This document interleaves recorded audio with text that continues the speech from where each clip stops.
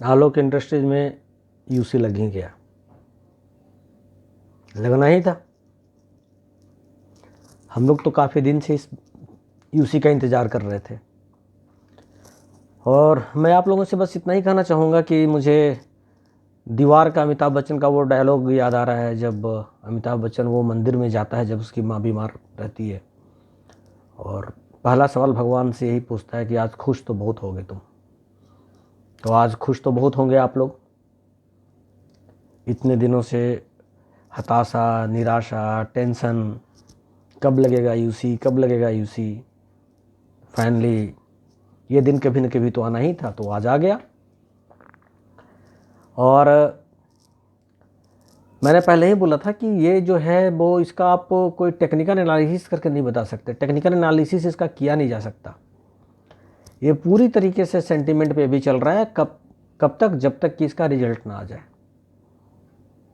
क्योंकि जब रिजल्ट आएगा तो क्लैरिटी आएगी, लोगों के सामने एक विज़न होगा, एक टारगेट होगा कि कंपनी इस जो है सो रेट से ग्रो कर रही है, इतना रेवेन्यू आ रहा है, इतना इंटरेस्ट जा रहा है, इतना टैक्स दे रही है, इतना ऑपरेशनल कॉस्ट जा रहा है, तो ये सारे एक्सपेंस माइनस करने के बाद कितना नेट प्रॉफिट कंपनी को हो रहा है। तो ये सारा जब तक कंपनी अपना रिजल्ट नहीं बताएगी, और वो भी Q1 का रिजल्ट, Q4 का जो रिजल्ट आने वाला है, ये रिजल्ट तो अभी ये सारा पुराना ही है। मतलब कि जब से रिलायंस ने मैनेजमेंट को अपने हाथ में लिया है, वो सारी चीज़ें तो हमें Q1 से देखने को मिलेंगी कि रिलायंस ने इसमें कितना इंप्रूवमेंट किया है, कितना इसका रेवेन्यू बढ़ाया है, कितना सेल्स बढ़ाया है, कितने नए क्लाइंट्स बनाए हैं, है ना, कितना जो है सो नया लोन है इसके ऊपर, ये भी हमें Q1 में मिलेगा।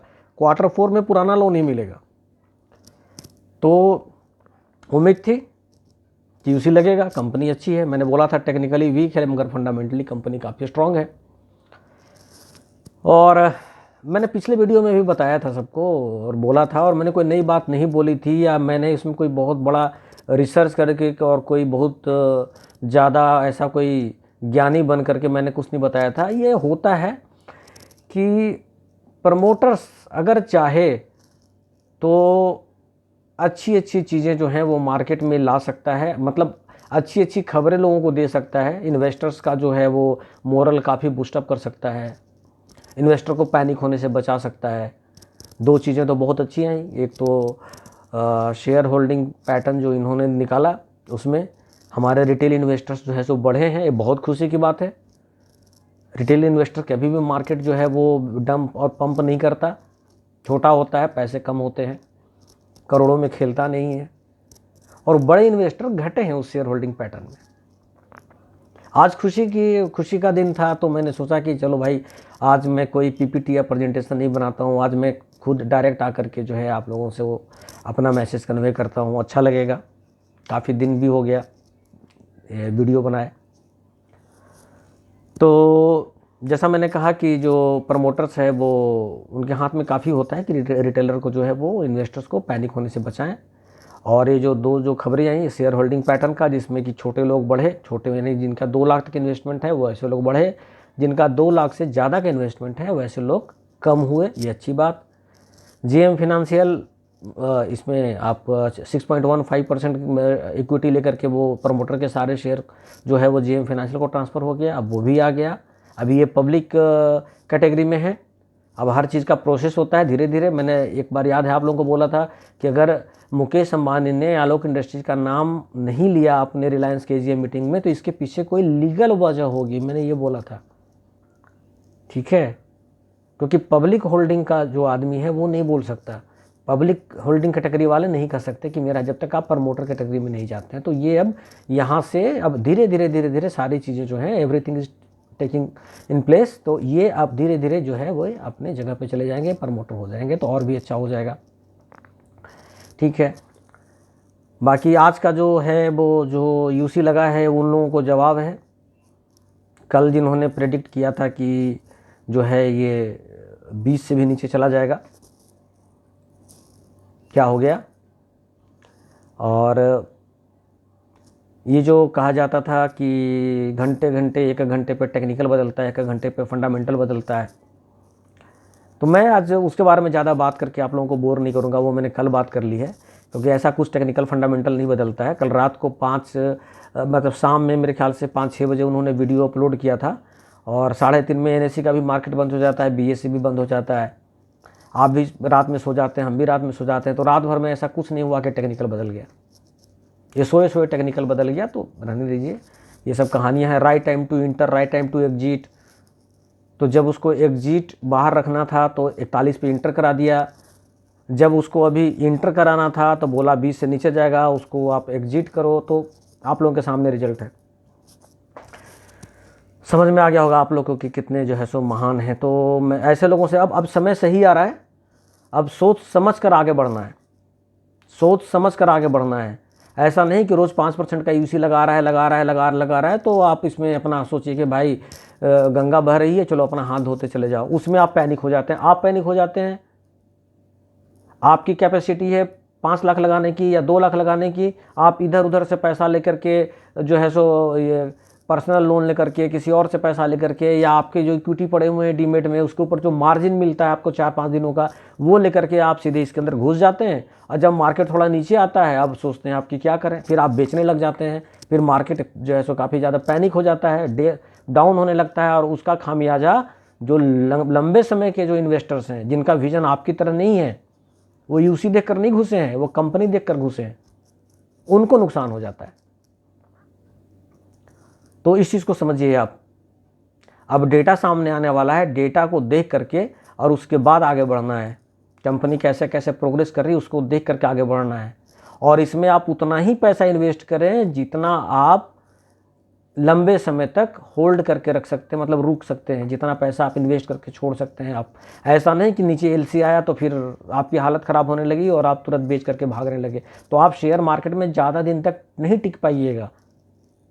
ठीक है, अगर आप होल्ड नहीं कर सकते तो आप शेयर मार्केट में टिक नहीं पाइएगा। वॉरेन बफेट का पढ़ लीजिए, उन्होंने कहा कि अगर 10 साल तक इन्वेस्ट करने का या टिकने का अगर आपके अंदर कैपेसिटी नहीं हो तो आप मार्केट में 10 दिन में नहीं टिक सकते। जिन लोगों ने, मैं उनको बोलना चाहूँगा, जिन लोगों ने कर्ज लेकर के इधर उधर से करके किसी तरीके से आलोक में लगाया है, अभी ये कुछ दिन तक कम से कम मैं उम्मीद कर रहा हूँ कि अभी तो हफ्ता 10 दिन तक तो मेरे ख्याल से मैं उम्मीद ही कर सकता हूँ, मैं गारंटी किसी चीज़ की देता नहीं।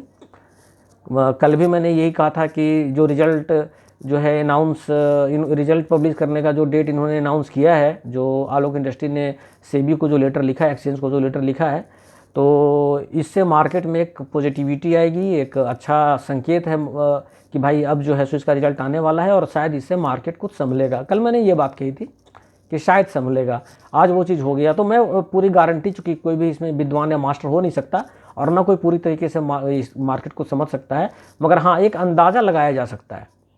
अगर आप काफ़ी दिनों से हैं मार्केट में, जैसे मैं नया यूट्यूबर हूँ, मैं मानता हूँ, मगर मैंने पहला शेयर जब मैं 10+2 में था तो 1990 में एक आया था master gain unit trust of India का, तो पहला शेयर मैंने 1990 में लगाया था। उसके बाद 92 में आया था मास्टर गेन US 92, वो भी यूनिट ट्रस्ट ऑफ इंडिया ही था। तो आप अगर 1990 से देखेंगे तो आज मुझे 30 साल हो गए लगभग। बीच में मैं बाहर भी रहा, मतलब शेयर मार्केट से, फिर बाद में अब मैंने फिर इंटरेस्ट लेना शुरू कर दिया कुछ दिनों से, लेकिन मैं मार्केट को वॉच करता रहा। तो मैं नया यूट्यूबर जरूर हूँ, मगर मैं 30 साल से मार्केट को मैं देख रहा हूँ, 25-30 सालों से मार्केट को देख रहा हूँ। तो मैंने यही चीज़ देखा है कि आप प्रिडिक्ट नहीं कर सकते मार्केट को, और हमेशा मार्केट जो है उस कुछ न कुछ आपको नए नए लोगों को नए नए तरीके से जो है वो चीज़ें चलती रहती है। मैंने देखा हर्षद मेहता का भी मैंने कांड देखा, बीच में केतन पारिक भी आया, अभी आपने देखा ये कार्वे कंसल्टेंसी वालों ने जो डीमेट में लोगों का किया, जो धांधली हुई, जो स्कैम हुआ, तो ये होता रहता है। ठीक है, तो इसलिए कोई प्रेडिक्ट नहीं कर सकता किसी चीज़ को, 100% गारंटी नहीं दे सकता, 100% श्योर नहीं हो सकता। तो मुझे ये लगता है कि अभी रिजल्ट इसका जो 31 तारीख को अनाउंस होने वाला है, तब तक मार्केट में पॉजिटिविटी बनी रहनी चाहिए, और ये तब तक तो यूसी में 100% होना चाहिए, मुझे ऐसा लगता है। और बाकी आगे जो है वो रिपोर्ट पे भी डिपेंड करता है, मतलब रिजल्ट पे भी डिपेंड करता है। और Q4 का रिजल्ट जो है उससे ज़्यादा लोगों को उम्मीद Q1 के रिजल्ट से, Q1 के रिजल्ट से ज़्यादा उम्मीद Q2 के रिजल्ट से। तो क्या है कि अभी जो एक्सपेक्टेशन का जो ग्राफ है वो धीरे धीरे ऊपर की ओर जाने वाला है, तो मुझे अब आगे चीज़ें पॉजिटिव ही नज़र आ रही हैं। मगर फिर भी मैं आप लोगों को सबको बोलूँगा कि जो लंबे समय के लिए जिन्होंने इन्वेस्ट किया है वो तो बिल्कुल सही है, बने हुए हैं, उन्होंने अपना होल्ड कर रखा है, काफ़ी पेशेंस है उनके अंदर। किसी किसी ने 4-4 5-5 जो है सो साल का उनका विजन है, बहुत अच्छा है। मगर आप फिर से वो गलती मत कीजिए, कहीं ऐसा ना कि बहती गंगा में हाथ धोने के चक्कर में जो है वो आपके हाथ जल जाए, तो वो काम मत कीजिए। आप सोच समझ कर इन्वेस्ट कीजिए, और इन्वेस्ट कीजिए तो होल्ड कीजिए। अगर आप होल्ड करेंगे तभी ये मल्टीफोल्ड होने का फ़ायदा उठा पाएंगे, नहीं तो इसमें आपको नुकसान हो सकता है कि सब कोई कर रहा है हम भी कर ले। मैं आपको एक छोटी सी कहानी बताता हूँ। अभी मेरे पास एक कोई न्यूज़ आया था वहाँ का, झारखंड का, कि वहाँ एक शख्स जो है वो डीजल की चोरी कर रहा था, डीजल की चोरी करते हुए पकड़ा गया। तो जब वो पकड़ा गया तो लोगों ने उसको पीटना शुरू कर दिया। तो काफ़ी लोग जो उधर से गुजर रहे थे उन्होंने पूछा क्या हुआ भाई, तो अरे एक चोर पकड़ाया, लोग पीट रहे थे, अच्छा ज़रा हम भी पीट लें। तो वो लोग अपने कार से और बाइक से जो है उतर करके और उन लोगों ने भी चोर को पुट्टना साफ किया, और काफ़ी लोगों ने उस चोर के ऊपर हाथ साफ किया। उसको बाद पकड़ के जो लोकल लोग थे वो पकड़ के उसको थाने में लगे। पुलिस ने भी जो है वो हाथ से काफ़ी 2 4 5 10 तमाचा जो भी है वो फिजिकली उसको पीटा, उसको चोर को। फिर उससे पूछा कि ये बताओ कि तुम चोरी क्यों कर रहे थे। तो उसने कहा कि सर मैं घर से बाहर नहीं निकल पा रहा था। तो क्यों नहीं निकल पा रहे थे, तो सर इसलिए कि मुझे कोरोना हो गया, मैं कोरोना पॉजिटिव हूँ। अब सोचिए, इतना सुनने के बाद जो है वो पुलिस वालों के भी होश उड़ गए। जिन जिन लोगों ने उसके ऊपर हाथ उठाया था वो सब लोग बेचारे जो है वो सोचने लगे कि अब चले हम टेस्ट करवा लें। और उसके बाद उस मोहल्ले में भी खबर फैल गई कि भाई किस किस ने हाथ साफ किया इस चोर के ऊपर, तुम सब फंस गए, देखो जा करके टेस्ट कराओ, कहीं कोरोना पॉजिटिव तो तुम लोग भी नहीं हो गए, क्योंकि उस चोर को कोरोना था। तो कहने का मतलब यह है कि सोच समझ कर काम करें। सब आदमी कर रहा है तो हम भी जाके कर दें, कोई ज़रूरी नहीं है, समझे। सबका अपना अलग अलग विजन होता है। तो अब आगे जो है वो समय अच्छा आया है, उसको जो है मतलब देखते हुए काम करना है। दूसरी चीज़ है कि आलोक का मैंने बोला कि टेक्निकली अभी जो है वो वीक है, मगर फंडामेंटली काफ़ी स्ट्रॉन्ग कंपनी है। और जो मेरे बाकी जो बहुत सारे जो यूट्यूबर हैं जो बिना सोचे समझे सलाह दे देते हैं, उनको मैं ये बोलता हूँ कि देखो आपके लिए ये एक टाइम पास हो सकता है, ये 25 रुपये 30 रुपये 35 रुपये का शेयर हो सकता है, मगर मेरे पास जो है वो काफ़ी लोगों के मेल भी आए हैं। मैं जो अपना ईमेल आईडी अपने चैनल पे मैं दिखाता हूँ लास्ट में, तो काफ़ी लोगों के मेल भी आए हैं। उसमें उन्होंने लिखा है कि मेरा बच्चा जो है वो आगे, मैं सोच रही हूँ, मतलब अगर किसी फीमेल का है तो, या किसी अगर मेल का है तो उन लोग लिखते हैं कि मैं ये सोच रहा हूँ कि अपने बच्चे को आगे MBA में एडमिशन कराना है, तो अभी से पैसा जोड़ना शुरू कर दिया। तो ये सोचते हुए मैंने आलोक इंडस्ट्री का कुछ शेयर ले लिया है, मगर जैसा कि लोग बता रहे हैं कि ये 15 जाएगा और 20 जाएगा, तो क्या मैं क्या करूँ, मुझे समझ में नहीं आ रहा है, और मैं थोड़ा परेशान हूँ।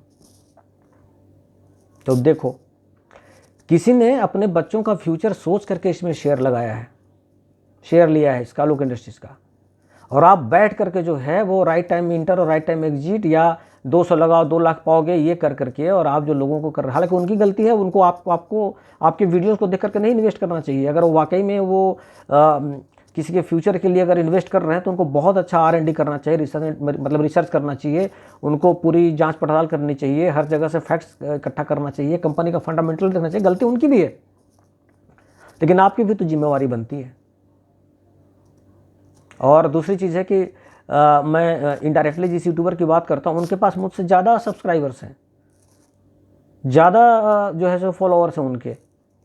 तो अगर आपके फॉलोअर्स ज़्यादा हैं, यानी कि आपको सुनने वाले और आपकी बात को मानकर एक्ट करने वाले ज़्यादा लोग हो सकते हैं, तो आपकी रिस्पॉन्सिबिलिटी भी बहुत ज़्यादा होती है उस केस में, क्योंकि आपके कुछ भी गलत किए गए निर्णय का या गलत किए बताए गए जो है मतलब ये समाचार का या गलत दिए गए सलाह का जो है नुकसान, वो काफ़ी लोगों को, चूँकि आपके सब्सक्राइबर बहुत ज़्यादा है तो काफ़ी लोगों को उसका नुकसान भरना पड़ सकता है।